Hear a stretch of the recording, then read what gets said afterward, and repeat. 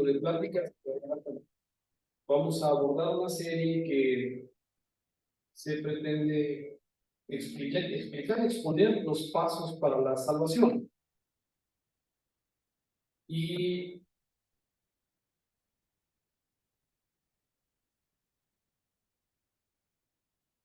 deberemos hacer una reflexión acerca de lo que está escrito ahí, hermanos. Y la reflexión es que hay una cita bíblica que dice: cada cual por su camino, todos nos apartamos y cada uno de nosotros parece que puede encontrar un camino por sí mismo, y eso es de lo que vamos a hablar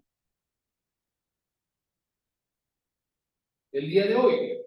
Y la primera reflexión que quiero hacer, hermanos, es que nosotros le hablamos a la gente, le decimos a las personas acerca de la necesidad que hay para la salvación. Pero la primera pregunta que surge, hermanos, en las personas que nos escuchan,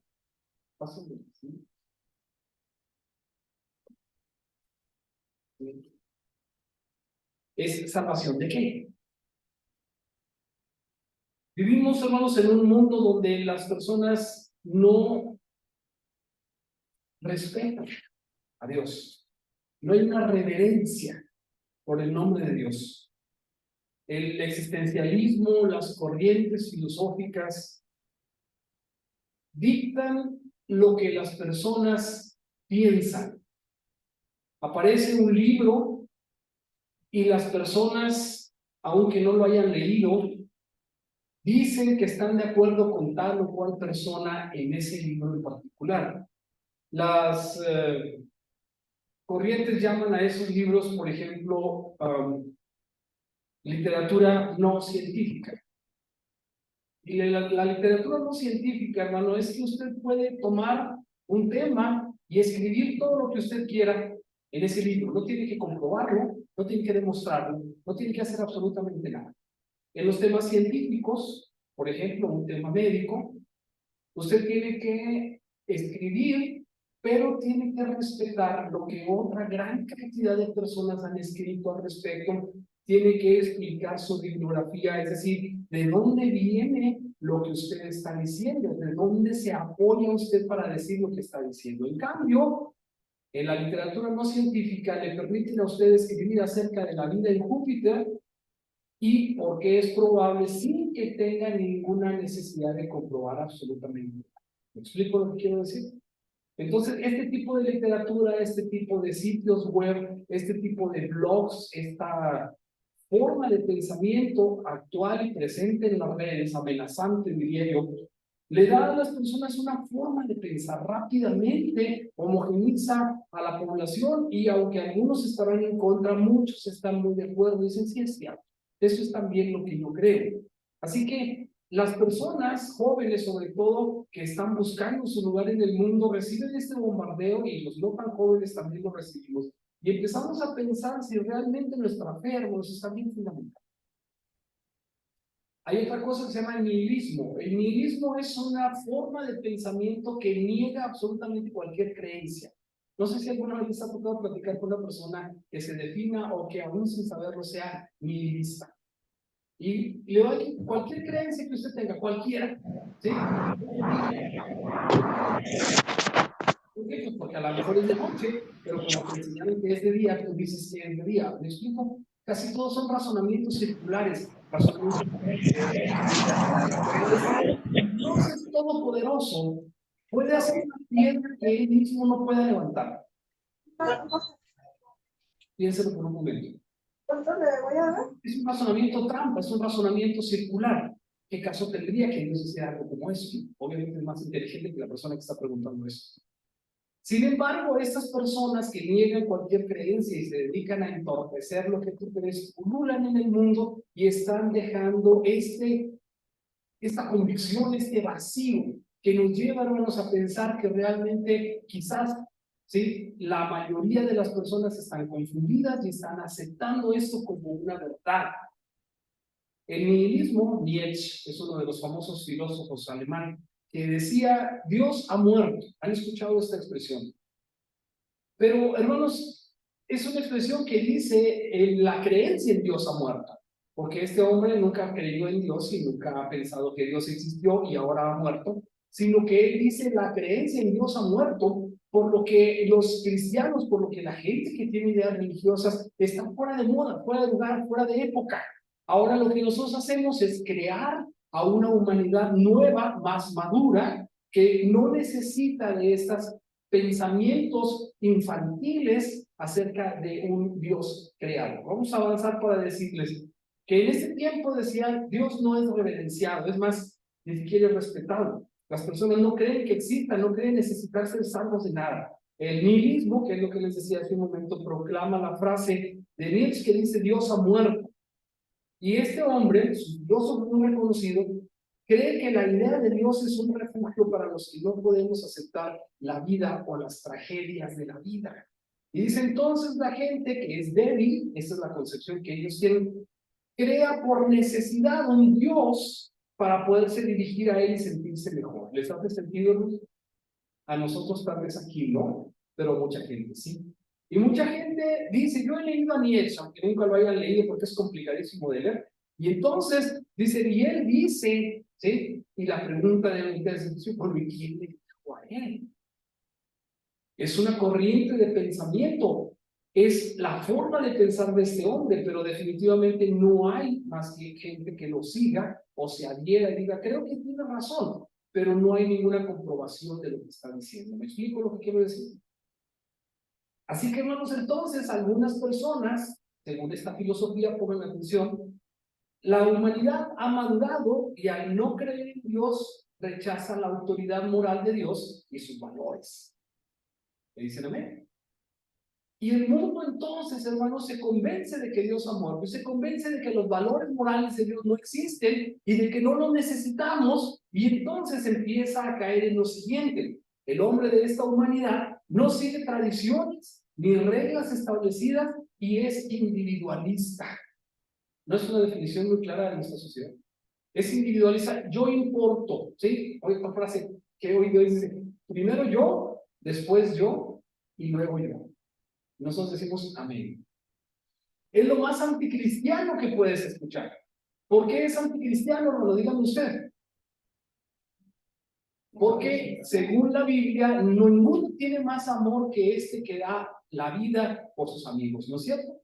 Así que es lo contrario del individualismo, lo contrario del egoísmo es el cristianismo.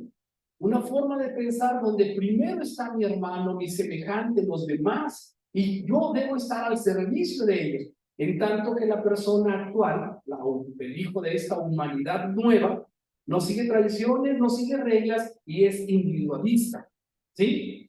Y cree en lo que es real, en lo que se ve. Lo que es trascendente, lo que es espiritual, una posibilidad de otra vida, una posibilidad de la existencia de un Dios todopoderoso, le es absolutamente ridícula. Y por supuesto que no la va a respetar. Pero al mismo tiempo aparece él, el ser humano, para sustituir el vacío que deja la ausencia de Dios. ¿Me explico la contradicción? O sea, no necesitamos Dios, pero la gente se siente incómoda. Entonces hay algo que necesitamos crear para poner en el lugar donde quitamos a Dios. Y entonces se pone el hombre mismo. Así que lo que vamos a hacer es que Dios está siendo sustituido por el hombre en su forma de pensar. Y la Escritura nos dice que esto ha sido el problema del ser humano desde siempre. Así que a pesar de que la gente actual, la humanidad moderna, no quiere aceptar la idea de Dios, nosotros hemos visto a través de la Escritura y desde hace mucho tiempo que el problema del ser humano es que le da la espalda a Dios y se revela contra él. En lugar de la autoridad de Dios, hermanos, el hombre, ¿sí?, tiene o aparece la autoridad de la razón humana. Esto es válido, señale usted lo que quiera, voy a mencionar cualquier cosa. El derecho al aborto. ¿Qué piensa Dios de esto, hermanos? ¿Alguien de aquí levantaría la mano para decir, yo estoy de acuerdo con el aborto? Sería muy extraño que alguien en una iglesia diga, sí, yo estoy de acuerdo con el aborto. ¿Por qué, hermanos? Porque es completamente aberrante, es completamente un pensamiento que no pasa por la mente de Dios y que no debería de pasar por la mente de nadie. Estamos acabando con la vida de un ser inocente, de un niño que todavía no nace, pero la gente Dice, es que yo creo que esto está bien. La autoridad moral de Dios no existe. Yo creo que se puede hacer. Y otras personas dicen, bueno, tendrás razón, porque yo nunca he visto a Dios y entonces todo esto se puede hacer. Me explico lo que quiero decir. La gente se enreda en sus pensamientos y creyendo ser sabios acaban haciéndose necios. Esa es Biblia, esa es palabra de Dios. Vamos adelante. En lugar de la autoridad de Dios, entonces aparece la autoridad de la razón humana. Se dejan atrás los valores divinos y se crean otros valores con base en el egoísmo y las ansias de poder. La mujer, dicen, es dueña de su cuerpo y ella puede hacer y deshacer y decir no quiero este bebé y tener la decisión última de lo que va a decidir. ¿Sí? Y esto es absolutamente egoísta, es con ansias de poder. Las personas dicen, puedo destruir el planeta, las personas pueden decir, puedo dominar a los demás, puedo invadir Ucrania, puedo hacer lo que yo quiera porque tengo estas ansias de poder.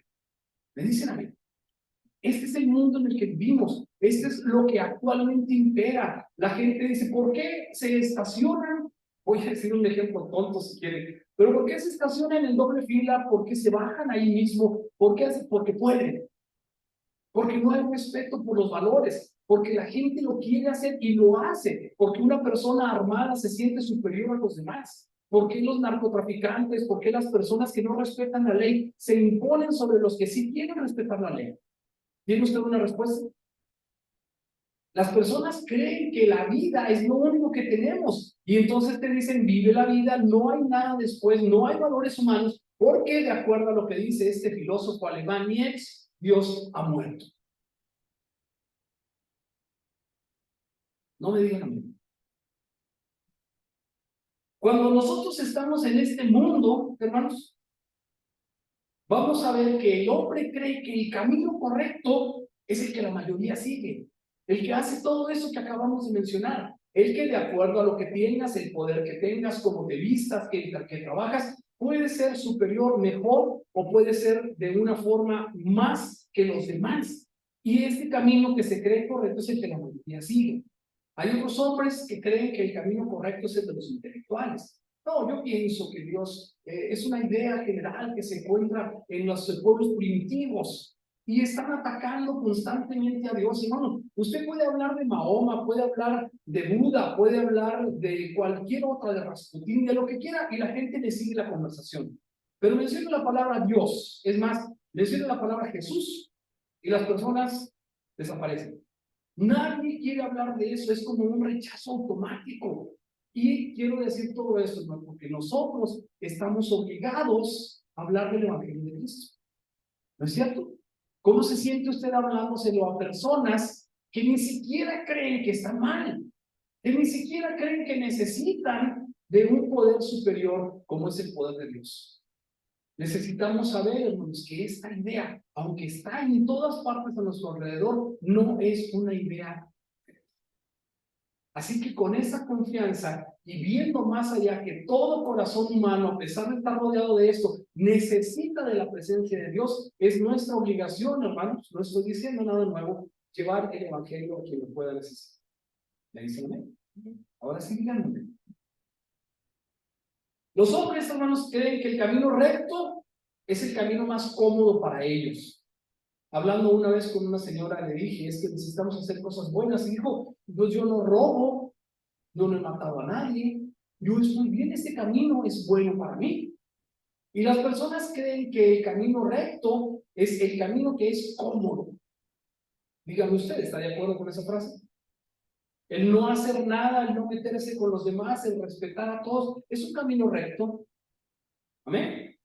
No, no es un camino recto, es un camino, ¿sí? Pero no es el camino recto, el camino recto es lo que vamos a ver más adelante, porque muchos creen, además, que el verdadero camino, hermanos, es el religioso.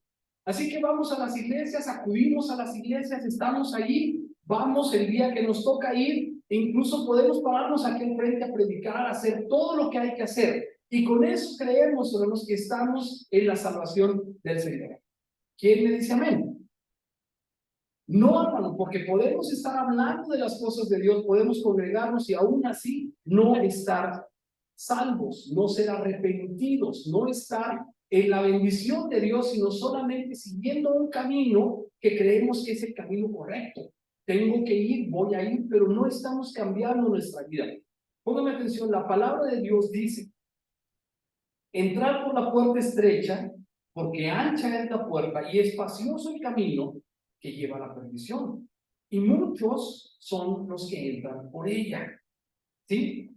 Pero estrecha es la puerta y angosto el camino que lleva a la vida, y pocos son los que la hallan. Así que, hermanos, vamos a ver mucha más gente yendo en una dirección cualquiera o siguiendo toda clase de caminos, como la ilustración, muchos caminos diferentes que llevan a todas partes, menos a una condición trascendente o la condición que Dios ha ideado para nosotros. Biblia solamente, he aquí solamente he hallado esto, dice el Eclesiastés, que Dios hizo al hombre recto, compléteme la frase, mas ellos se buscaron muchas cuentas. La cosa era tan sencilla, hermano. Dios nos creó, Dios nos puso en un lugar especial, estábamos destinados a tener una relación directa con Dios. ¿Y qué fue lo que pasó? La desobediencia nos buscó muchas cuentas con Dios. ¿Le dicen amén? Nosotros, de forma individual, hermanos, tenemos la relación abierta con Dios, pero a veces nosotros mismos nos buscamos muchas cuentas, ¿no es cierto? Nos buscamos cuentas con Dios, hermanos, porque estamos en contra, estamos en rebelión, en rebeldía, estamos no dispuestos a hacer lo que Dios quiere, sino a hacer lo que nosotros queremos en nuestro corazón. Y esa es la razón por la que estamos en contra y chocando continuamente con Dios. Biblia. Pues habiendo conocido a Dios, está hablando del género humano, no le glorificaron como a Dios, ni le dieron gracias, sino que se envanecieron en sus razonamientos y su necio corazón fue entenebrecido. ¿Qué palabra? ¿No? Entenebrecido. ¿Qué le dice a usted? Que fue sumergido en tinieblas, que de donde tú crees que es una luz muy brillante, en realidad estás en tinieblas. Y dice la última parte, profesando ser sabios, se hicieron necios. Así que todas estas filosofías, hermanos, que duran 10 años, 20 años, 50 años o un par de siglos, ¿sí? Son nada delante de los preceptos divinos de Dios. ¿Me dicen amén? Así que entonces nosotros nos pensamos que vamos a encontrar un camino nuevo. Hay de los que dicen actualmente, por ejemplo, a lo malo dicen bueno y a lo bueno malo, que hacen de la luz tinieblas y de las tinieblas luz, que ponen lo amargo por dulce y lo dulce por amargo. ¿Les suena claro? ¿Les suena algo? Ahora la gente dice que está bien, por ejemplo, que dos mujeres se casen o que dos hombres se casen. La pregunta básica es, yo pienso algún par de amigos pueden ser muy amigos y decidir vivir juntos, ok, pero casarse o tener relaciones, ¿cuál es el propósito de eso? Es un sinsentido. Pero la gente dice, no, si ellos quieren, tienen derecho. Llaman a lo malo bueno y a lo bueno llaman malo. Es una institución el matrimonio entre personas de diferentes sexos y está protegido por la ley porque así es como era la protección, porque ahí viene la prole, ahí vienen hijos, pero el matrimonio es igualitario, entonces no hay ninguna cosa que defender. Y sin embargo, hay una gran información, hay una gran influencia, hay una carga social para llevarnos hacia esos pensamientos y decirle a lo malo, bueno. ¿Me dicen amén? Y es de las iglesias, es de los que sabemos los preceptos bíblicos donde debemos levantar la voz para decir, hey, esto no es correcto. Pero desde el Génesis, hermanos, vamos a ver que dice, vio Jehová que la maldad de los hombres era mucha en la tierra y que todo designio de los pensamientos del corazón de ellos era de continuo, ¿qué cosa, hermanos? Solamente el mal. La tendencia del ser humano es hacia el mal y Jehová lo vio desde el propio libro del Génesis, está registrado. Y nos pregunta mucho tiempo después a nosotros, ¿no sabéis que la amistad del mundo es enemistad contra Dios? Cualquiera pues que quiera ser amigo del mundo, dice Santiago, se constituye, ¿qué cosa? Enemigo de Dios. Así que la gente cree que ha encontrado un camino y lo sigue pensando que es idea general o que es idea individual o que es idea original, seguir por esos caminos y lo sigue, hermanos, a pesar de que estos caminos no van a llevarlo a ninguna parte. Y la Biblia dice, hermanos, en Juan, esta es la condenación, que la luz vino al mundo y los hombres amaron más las tinieblas que la luz. ¿Por qué, dice, hermanos? Porque sus obras eran malas. Así que dijeron, bueno, ¿para qué vamos a exponer nuestras obras? Son malas, mejor nos quedamos en las tinieblas. Pregúntanos, si hubiera aquí ausencia total de luz y sellamos las ventanas y sellamos las puertas allá atrás y apagamos la luz y es una oscuridad total, ¿sí? ¿Cómo nos daríamos cuenta de que algo está mal? Nuestros sentidos no están diseñados para la oscuridad. Así que no nos daríamos cuenta qué hace falta para ver que algo está mal. Cuando la luz viene al mundo, esta luz es Jesús, pone de manifiesto las obras de las tinieblas. Es en ese momento que gracias a la luz es que vemos las tinieblas. Pero los hombres no quisieron la luz, dijeron, no, apágale, apágale, que no se vea lo que estamos haciendo. ¿Me explico lo que quiero decir?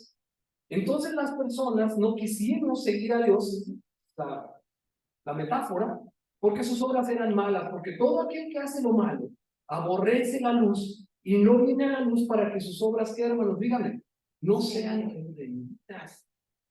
Para que no te digan que estás haciendo mal, entonces la gente no quiere la luz sino las tinieblas.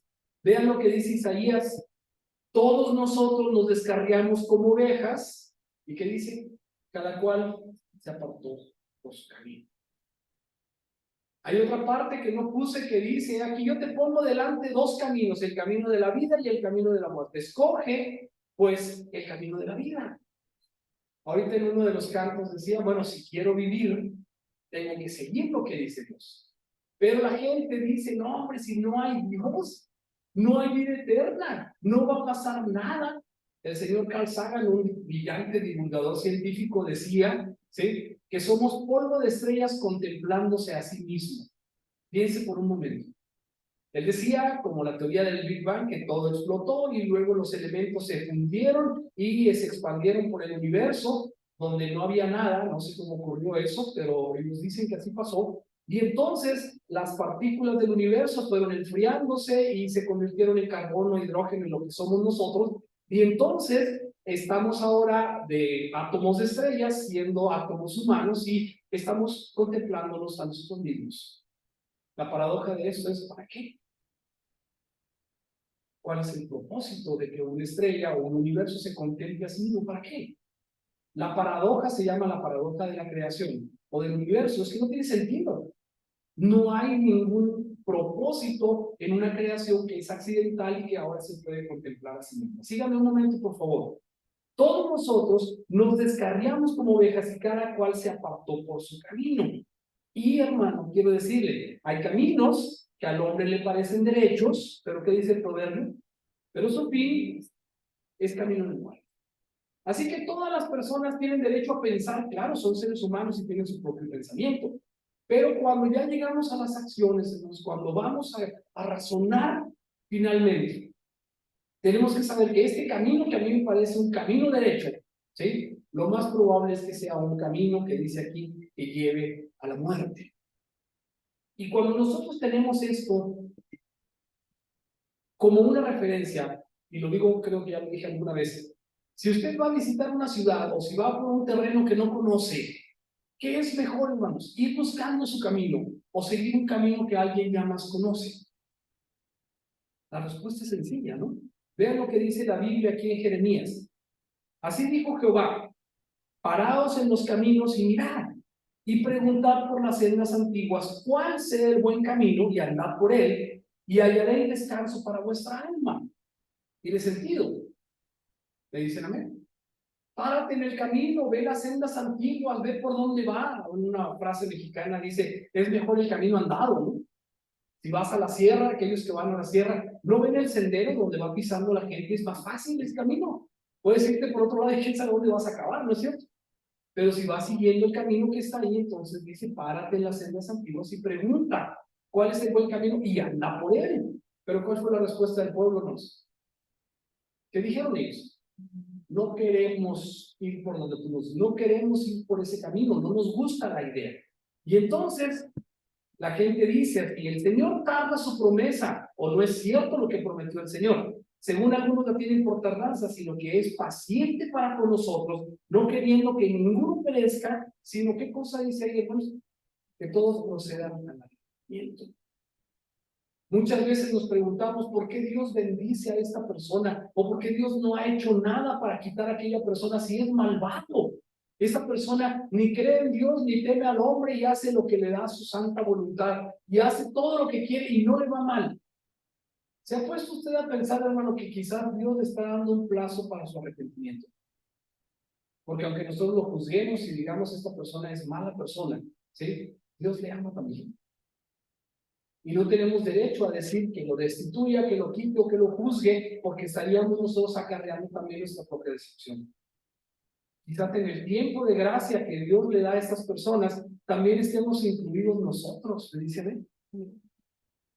Porque si usted cree y levanta la mano y dice, no, yo ya soy salvo, mejor que ya venga el Señor y destruya a todos los que no lo merecen. ¿Quiénes piensan aquí en este lugar? ¿Sí? Es un juicio muy duro, hermano. ¿Sí? Es un juicio muy duro. Entonces tenemos que saber, hermanos, que el tiempo de Dios y la voluntad de Dios es para cuando Él piensa que deba de ser hecho. Vean lo que dice. Porque Dios, habiendo pasado por alto los tiempos de esta ignorancia, ahora manda a todos los hombres en todo lugar que se arrepientan. Y eso es de lo que estamos hablando hoy, hermanos. Arrepentirse no es una opción. Arrepentirse es un mandato de Dios. Porque Dios dice aquí, manda a todos los hombres. Dígame usted, ¿qué es lo que les manda Dios a todos los hombres? Que se arrepientan. ¿Y cuál es entonces el sentido del arrepentimiento? En Crónicas dice, si se humillare mi pueblo, sobre el cual mi nombre es invocado, y oran y buscan mi rostro, y se convierten de sus malos caminos, entonces yo oiré desde los cielos, perdonaré sus pecados y sanaré su tierra. Entonces, el primero de los requisitos que el Señor ha establecido en su soberanía como Dios es un mandamiento: arrepiéntanse, ¿sí? Arrepiéntase, debemos pedir perdón por los pecados. Mi abuela decía que debemos pedir perdón a Dios todos los días. Y yo le preguntaba cuando era pequeño, ¿por qué? ¿Por qué le debemos de pedir perdón a Dios todos los días? Usted dígame. Porque ofendemos a Dios todos los días. ¿Me dicen? En cosas graves, sí. En cosas menores, sí. Pero para Dios, hermanos, si entienda esto, no hay pecados grandes, pecados medianos y pecados chicos. Delante de Dios el pecado es pecado. Y Dios no puede ver el pecado. ¿Sí? Algunos pensamos que los pecados sexuales son más graves que los pecados de omisión o que los pecados de abstención o cualquiera otro como los quiera clasificar usted. Nosotros les damos esa connotación, pero delante de Dios pecado, hermanos, es pecado. Y si hemos pecado, estamos destituidos de la gloria de Dios, por lo que tenemos que arrepentirnos del camino que llevamos y volver y buscar el rostro de Dios. ¿Le dicen amén? ¿Por qué no lo hacemos, hermanos? ¿O sí lo hacemos?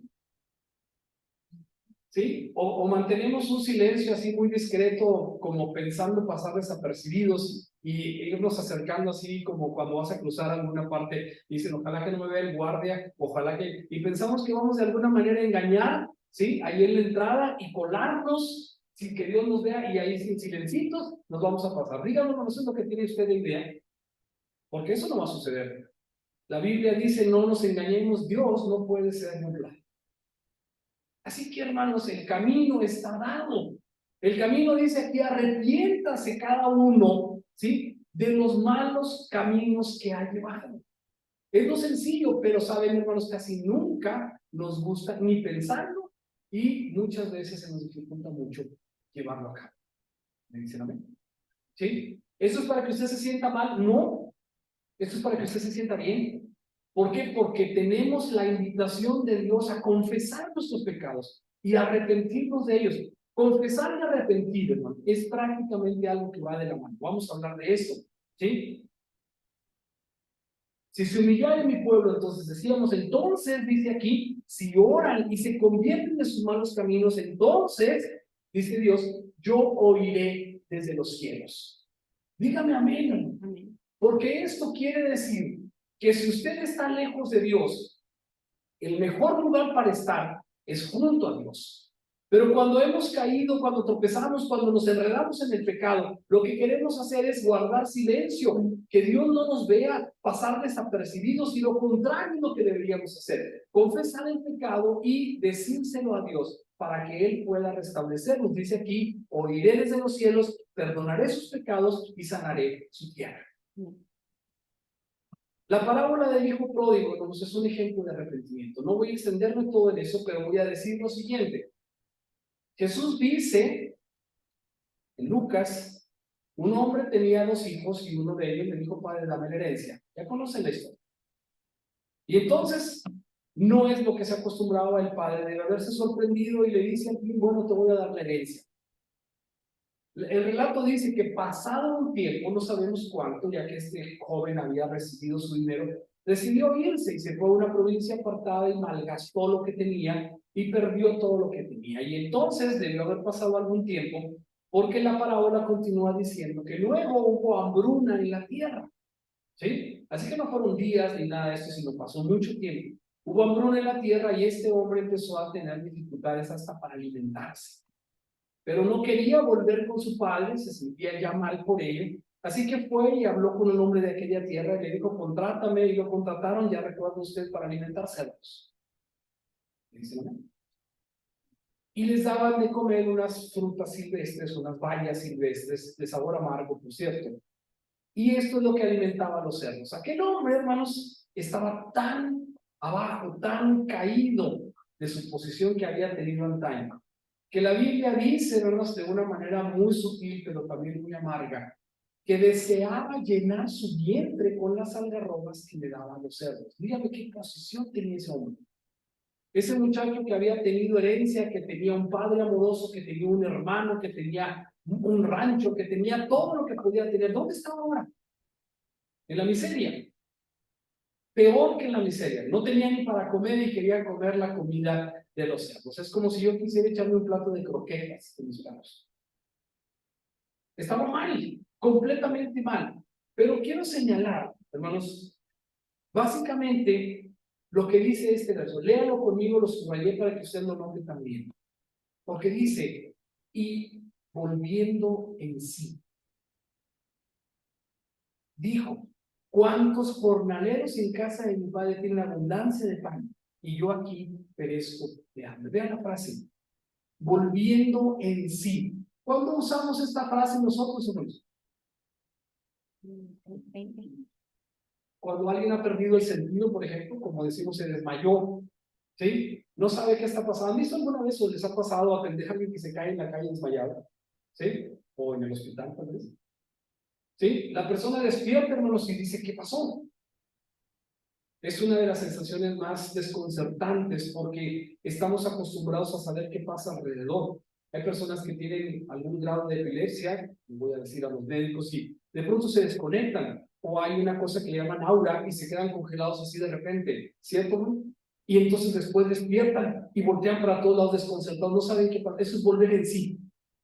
Así que este muchacho estaba en el fondo de su vida, en lo más bajo, y entonces la Biblia dice que volviendo en sí, recuperando el conocimiento, entendiendo lo que estaba haciendo, dijo: bueno, ¿qué estoy haciendo aquí?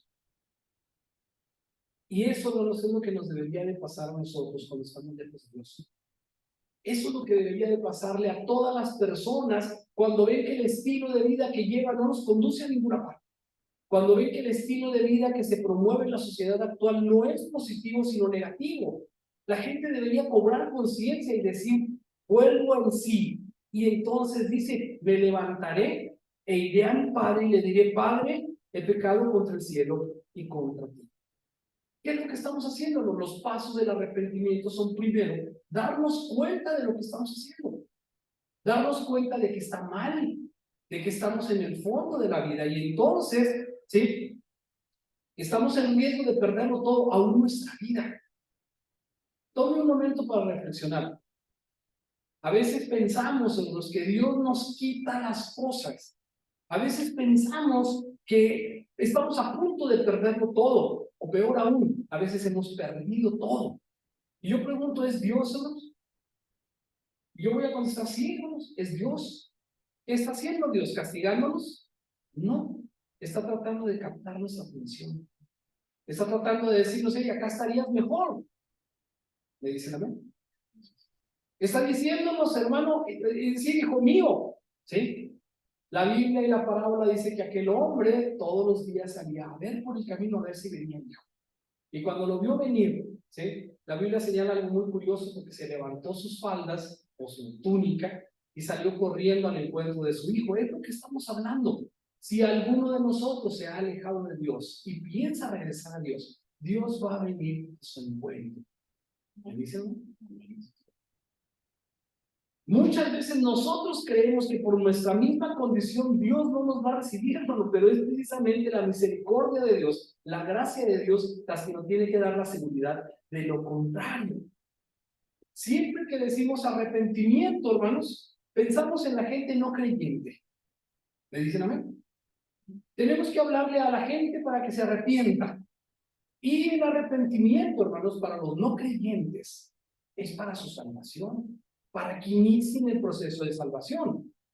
¿Me explico lo que quiero decir? Pero hay otro arrepentimiento, hermanos, que tenemos que propagar, que promover. Y ese es el arrepentimiento entre los creyentes. ¿Me dicen amén? Porque a veces pensamos, aquellos de afuera, los que no conocen a Jesús, son los que deben arrepentirse. Reflexiona un momento. ¿Así lo creen? Porque a veces los que estamos dentro, hermanos, los creyentes, también tenemos gran necesidad de arrepentimiento. Y esto, hermanos, que es un pecado, nos congela a veces estando llenos en las iglesias de personas que ya aceptaron a Jesús, pero que están viviendo en pecado. ¿Dicen amén?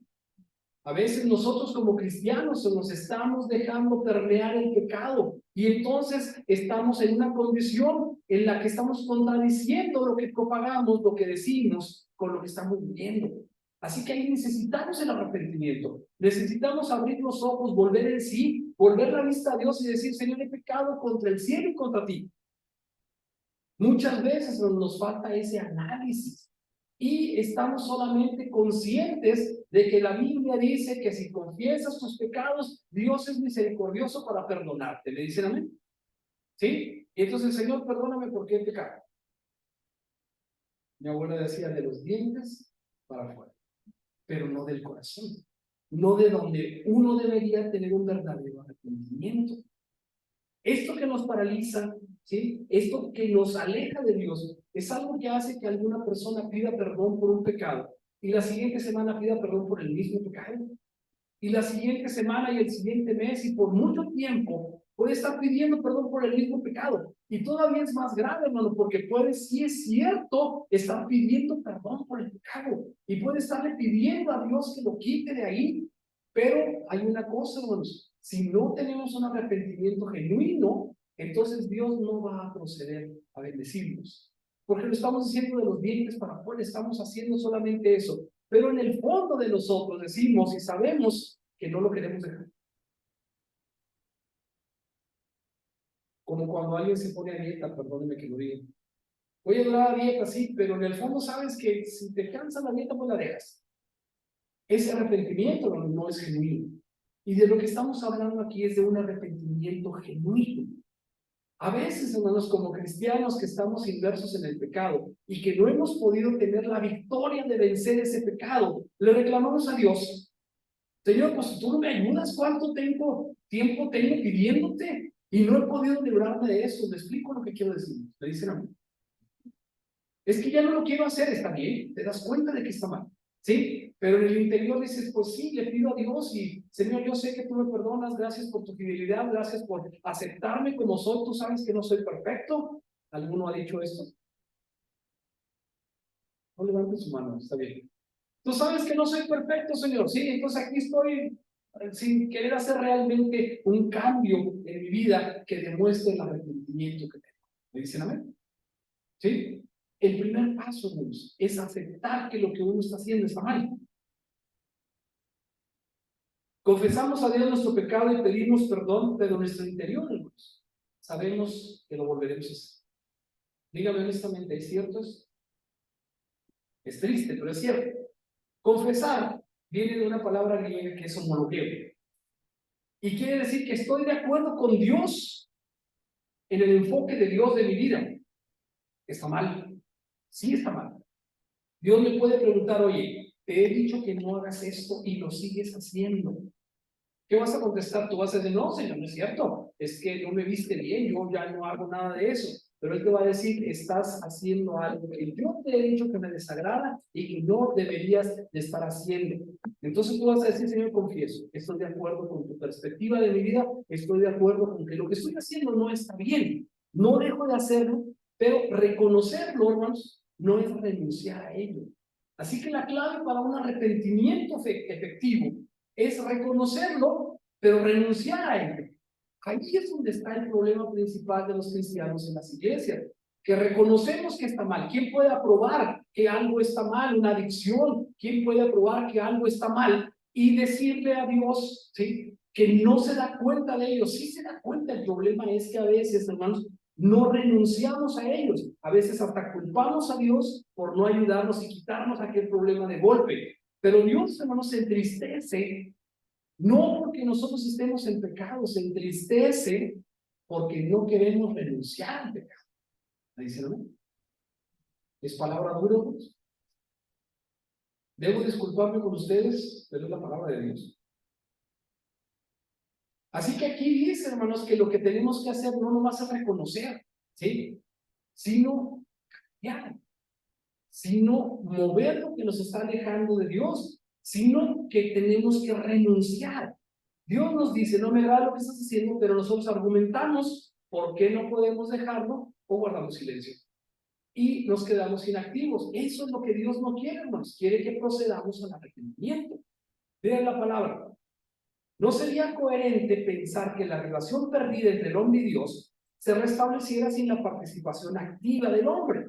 Es necesario que cada persona en particular dé un paso para recuperar su relación perdida con Dios. ¿Me dicen amén? ¿Sí? Dios no va a venir por nosotros y nos va a tomar y decir, tú vente para acá. No, Él nos va a decir, ¿quieres venir? Entonces deja lo que no te deja venir. Pero uno dice, bueno, sí, a ver si la semana que entra lo puedo dejar. ¿Sí? O sabes que estoy muy ocupado, estoy muy emproblemado con eso. Sabes que me es muy difícil, entonces después, no, hermano. Aquí no hay medias tintas. El asunto es, si usted quiere relacionarse con Dios, debe renunciar a su pecado. ¿Me dicen amén? Entonces, es necesario que cada persona dé un paso para volverse a Dios. De modo que si alguno está en Cristo, nueva criatura es. Las cosas viejas pasaron, he aquí todas son hechas nuevas. Pregunto, pues, para que no se duerman. ¿Ya les he platicado del caballo? Tal vez no. El caballo era una persona que estaba conmigo en el primer equipo de fútbol al que pertenecí cuando estaba en primero de preparatoria. Y jamás un apodo ha sido tan específico para una persona. Este joven era literalmente un caballo. Tenía la nariz ancha, tenía las fosas nasales amplias, móviles también cuando respiraba. Tenía las orejas como largas, los ojos grandes, las pestañas gruesas. Y bueno, cuando relinchaba uno pensaba realmente que era un caballo. Y lo más curioso de él era que era un buen atleta, era el quarterback del equipo y nunca lo podías ver que se cansara de estar dispuesto a hacer cualquier tipo de travesura, cualquier tipo de cosa, menos ser serio y portarse bien. El caballo, así todo el mundo lo conocía, era terrible. No entraré en más detalles, pero terrible. Nunca lo volví a ver hasta después de muchos años. Yo no sé qué andaba haciendo en Chihuahua, en un lugar que era una reunión de la Sociedad Bíblica Unida. Iban a distribuir Biblias o algo así, y alguien me pidió que fuera, así que yo fui y estaba ahí. Y cuando estaba ahí, de repente veo una persona con cara de caballo.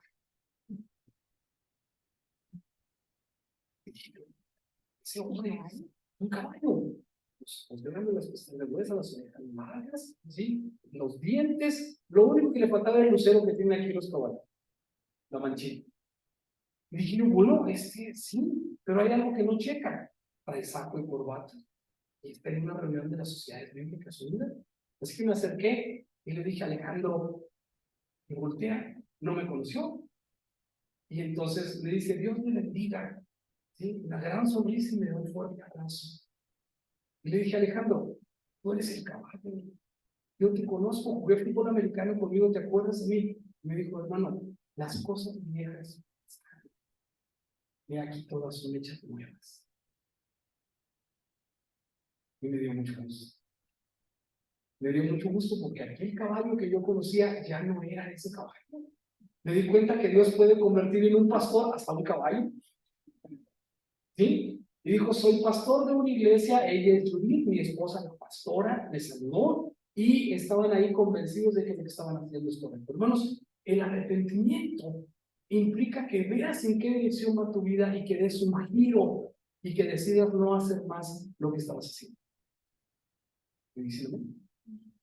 No es aparentemente difícil, pero no es solamente para los no creyentes, insisto, que es también para aquellos que ya hemos sido creyentes, que ya creemos en Dios, pero que a veces nos hemos alejado y nos hemos enfriado. Debemos entender bien que el arrepentimiento genuino no es pedir perdón a Dios de los dientes para afuera y pensar y saber que estamos engañando a Dios, porque Dios, hermano, no puede ser burlado. Lo que vamos a hacer es eso, no hay un arrepentimiento genuino, no hemos rendido realmente nuestro pecado delante de Dios, no hemos renunciado, no hemos sacrificado en el altar de Dios aquel pecado que tanto nos gusta, aquello que nos atrae tanto que no nos sentimos capaces de soltar. No hay arrepentimiento genuino si no hemos decidido dejar completamente lo que a Dios no le agrada en nuestra vida. ¿Me dicen a mí? ¿Es un proceso difícil? Por supuesto que es un proceso difícil. Por supuesto que nos va a demandar, por supuesto que a lo mejor vamos a caer. Hay quien podrá dejarlo de inmediato, pero hay quien tendrá que batallar con ello, arrepentirse todos los días y estar en una lucha constante tratando de estar haciendo lo que a Dios le agrada y dejar de hacer lo que a Dios no le agrada. Díganme amén. Cuando nosotros vemos, hermanos, que abandonar el pecado es demostrar la fe, demostrar el arrepentimiento y el cambio, alejándose de lo que no le agrada a Dios, es la clave para el verdadero arrepentimiento. No solamente decir, Señor, ya sabes que yo no puedo con esto, perdóname. No es así, sino decirlo realmente de convicción. Arrepentirse es la primera palabra que Jesús dijo en su prédica. Pongan atención. Desde entonces comenzó Jesús a predicar y a decir, arrepentidos porque el reino de los cielos se ha acercado. Mateo 4.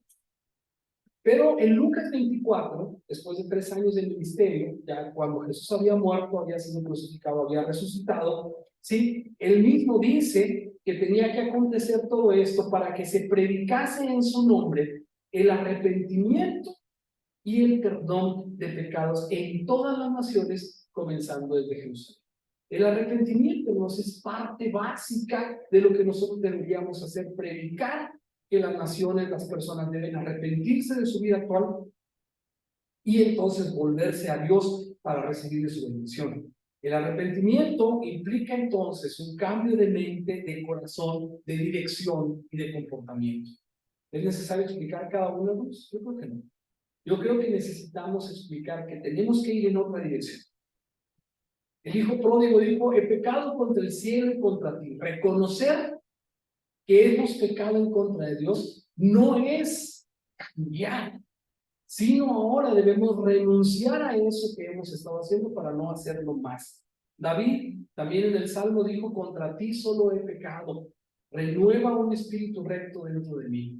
El arrepentimiento para el no creyente, decíamos, es para salvación. El arrepentimiento para el creyente es para restaurar nuestra comunicación con Dios. Si usted se siente alejado, frío, si usted siente que Dios no le escucha o siente que no tiene cara para hablar con Dios, es necesario que se arrepienta de su camino, que se arrepienta del pecado en el que vivió, ha vivido, sigue viviendo o del que se quiere deshacer, lo que sea.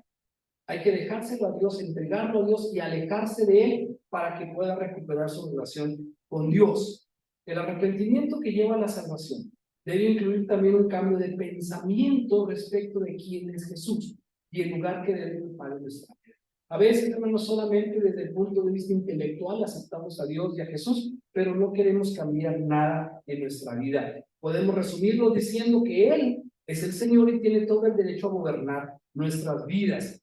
Esto supone un cambio radical con nuestra actitud rebelde anterior, cuando pensábamos que nosotros teníamos la última palabra de lo que decidíamos de hacer. Buscando tu propio camino no es sino siguiendo el camino que Dios nos indica. ¿Me dicen amén? El verdadero arrepentimiento nos debe llevar entonces a un reconocimiento del señorío de Cristo, tal como Pablo explicó en la carta a los Romanos. Léalo conmigo. Esta es la palabra de fe que predicamos, que si confesares con tu boca que Jesús es el Señor y creyeres en tu corazón que Dios le levantó de los muertos, serás salvo. ¿Sí? Ahí no dice, hermanos, pero yo lo pondría en esta versión. Si confesares con tu boca que Jesús es el Señor y creyeres en tu corazón que Dios le levantó de los muertos y dejas atrás el pecado que te tiene atado, entonces serás salvo. ¿Me dicen amén? Porque creerlo intelectualmente, sí, yo creo que Jesús es hijo de Dios. Yo creo que se levantó de los muertos, sí, también lo creo posible. ¿Y crees que debes dejar el pecado que te cautiva? Si no lo crees, no serás salvo. ¿Me dicen amén? ¿Esa es palabra dura? Sí, es palabra dura, hermanos, pero es necesaria. Y aparte es necesaria que nosotros la digamos también a aquellas personas que nos quieren escuchar. Decía, desde entonces Jesús comenzó a predicar y arrepentidos, decía, porque el reino de los cielos se ha acercado.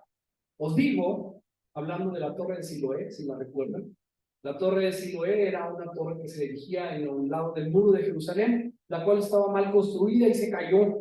Murieron más de 30 personas. Y entonces la gente le decía, ¿quién pecó? ¿Estos los que hicieron esto y murieron? Y Jesús dijo, no, esto es un accidente. Pero les digo, si no se arrepienten, moriréis todos igual que ellos. ¿Me dicen? A veces nos preocupamos por qué pasan las cosas, por qué hay injusticias en el mundo, por qué esto sucede. Hermanos, el punto de vista del cristiano es arrepiéntete de tus pecados ya, ahorita, no mañana ni después. Reconócelos, ¿sí? Y renuncia a ellos. Porque solo reconocerlos, ya lo dije muchas veces, no nos va a llevar a ninguna parte. Y Pedro también repitió esto y dijo, arrepentíos y bautícese cada uno de vosotros en el nombre de Jesucristo para perdón de los pecados y recibiréis el don del Espíritu Santo. Entonces, en Hechos también se registra, oídas estas cosas, callaron, glorificaron a Dios diciendo, de manera que también a los gentiles ha dado Dios arrepentimiento para la vida.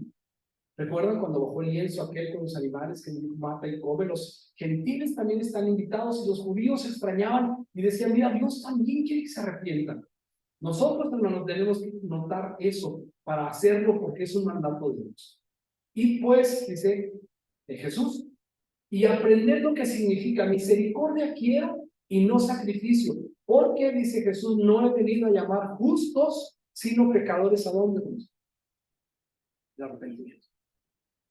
Cualquiera que sea el pecado que nos mantiene cautivos, cualquiera que sea la tendencia, la inquietud, la inclinación que tenemos al pecado, todos las tenemos que renunciar a ellas en el momento en que decidamos arrepentirnos. Hacer pues frutos dignos de arrepentimiento, es decir, demuestren con obras que ya dejaron de hacer lo que los tenía cautivos. ¿Me dicen amén? No lo hagan más. Jesús le dijo a la mujer adúltera, vete y no peques más. ¿Amén? Y entonces anuncié primeramente a los que están en Damasco y Jerusalén y por toda la tierra de Judea a los gentiles que se arrepintiesen y se convirtieran a Dios haciendo obras dignas de arrepentimiento. Así que para concluir digo, un cambio en la forma de pensar, sentir y actuar. Eso es arrepentimiento.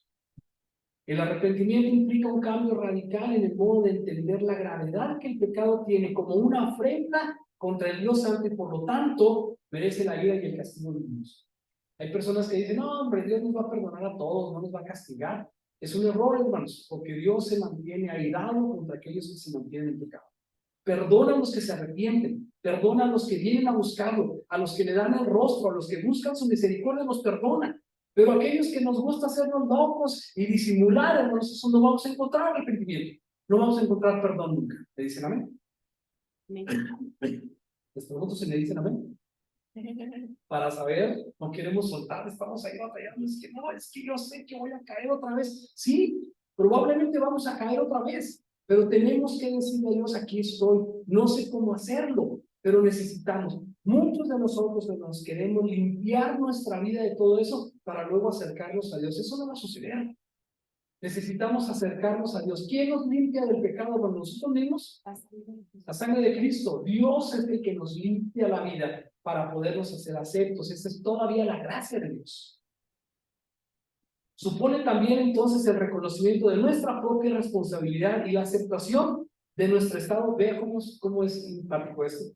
Nuestro estado de completa bancarrota espiritual delante de Dios. No podemos más frente al pecado. Tenemos una bancarrota espiritual.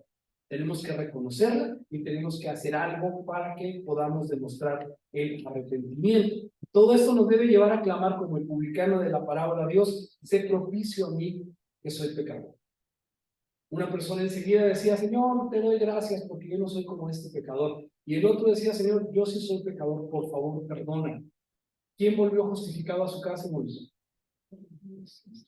El que reconoce su pecado. El que lo trata de ocultar, hermanos, no está haciendo bien delante de Dios. ¿Sí? Vean lo último: o menospreciar las riquezas de su benignidad, paciencia y longanimidad, ignorando que su benignidad te guía al arrepentimiento. Otra vez, son palabras difíciles. Benignidad es la tendencia a ser bueno. Paciencia, no hay que explicar. Longanimidad es ánimo acomodado, ánimo largo, ánimo de paciencia, ánimo amable. ¿Sí? Todo esto son características de Dios. Ignoras que su benignidad es la que te guía al arrepentimiento. Deja de hacer lo que está mal. Suéltalo, déjalo ir, arrepiéntete. Eso es lo que nos está diciendo. Ahora me gozo, dice Pablo, no porque hayáis sido contristados, sino porque fuisteis contristados para arrepentimiento, porque habéis sido contristados según Dios, para que ninguna pérdida padecieseis por nuestra parte. Entonces, hermanos, está dicho. El discurso es: teme a Dios y guarda sus mandamientos. Ese es el fin del discurso. ¿Cómo lo vamos a hacer? Reconociendo nuestro pecado. Como el pródigo, nos levantamos y decimos: Señor, he pecado contra el cielo y contra ti. Necesito que me perdones. No sé cómo hacerlo, pero si tú me perdonas, estoy aquí dispuesto. En cambio, si se levanta de otra forma y dice: Señor, perdóname, ya sabes tú que eso, y tú gracias por tu fidelidad, ahí nos vemos pronto. No, eso no sirve. Estamos de acuerdo. Así que arrepentidos y convertidos para que sean borrados vuestros pecados, para que vengan de la presencia del Señor tiempos de refrigerio. Si usted está cansado de esto, vea, invite a Dios a un tiempo de refrigerio, es decir, hagamos las paces con Dios, arrepiéntase, conviértase para que todos los pecados sean borrados. Suéltelos, abandónelos y confíe en Dios. La confesión genuina lleva al arrepentimiento genuino. La lucha aparente, termino con esto, no es si Dios puede librarme. La lucha real es si yo quiero o no entregar el pecado y dejar de hacer lo que no agrada a Dios. Póngame atención. No hay duda que Dios puede, hermanos. La duda real está dentro de uno. Cuando uno dice: no voy a poder dejar de hacerlo. Eso es el apego al pecado. Eso es la venda en los ojos. Esa es la dominación del pecado. Está dominándolo, está sobre usted, está sentado sobre usted, no lo deja moverse, está encadenado. ¿Sí? Pero aquí lo que dice es que la lucha es: ¿quiero o no quiero dejar de entregar ese pecado? Si usted quiere hacerlo, Dios puede lograrlo. ¿Me dicen a mí? Amén. Bien, entonces, hermanos, muchos creyentes y no creyentes están esperando, decía ahorita, limpiar su vida para ahora sí entregarse a Dios y aceptar a Jesús. La verdad, hermanos, es que no quieren dejar el pecado. Y concluyó con esto: olvídelo, limpiar su vida es trabajo de Dios. El nuestro, hermanos, ¿cuál es?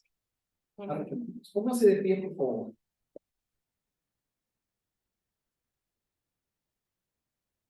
Cierre sus ojos, baje su cabeza y ore a Dios.